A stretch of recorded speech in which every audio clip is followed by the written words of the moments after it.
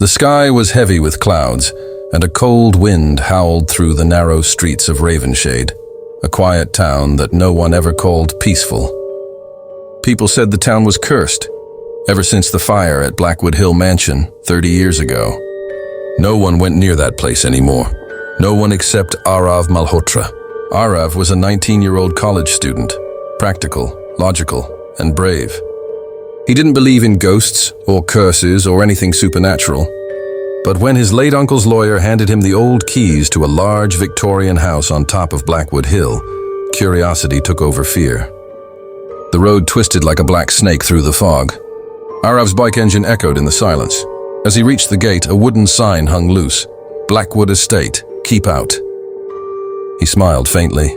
Classic horror vibes, he muttered, pushing the rusted gate open.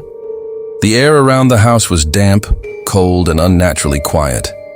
The moment he stepped inside, the door creaked and closed on its own. Inside, dust hung thick in the air. Spiderwebs covered the chandelier. Portraits lined the hallway, all of pale, serious-looking people from another century. But one painting caught his attention immediately. A woman in a red dress, standing beside the same staircase in front of him. Her black eyes seemed to follow wherever he moved. As the evening faded into night, Aarav unpacked in the guest room. The wind outside grew stronger, slamming against the windows. The old grandfather clock struck 12, midnight. And then he heard it, a whisper, soft, breathless, right beside his ear. "You came back!" Aarav spun around. Nothing. Just the shadows dancing in candlelight.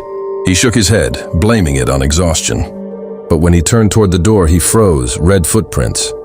Wet, glistening, leading from the main hall, down to the basement door. Every instinct told him to run, but something, curiosity, pride, or madness, pushed him forward. He followed the footprints, each step creaking under his weight. The smell of rot grew stronger as he descended into the basement. It was dark, darker than any night. He used his phone flashlight. The beam cut through dust and cobwebs until it landed on a small wooden chest in the corner. Inside, he found a leather-bound diary soaked at the edges in a dark, rusty red. The first pages were old, written in elegant handwriting.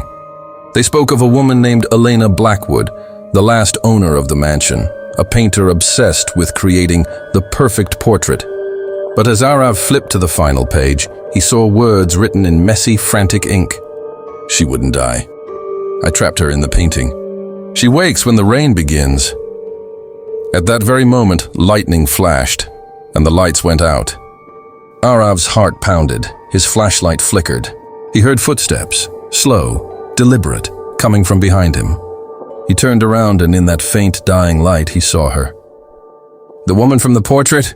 Her red dress shimmered as if wet with blood, her skin pale as ash, her eyes hollow yet alive.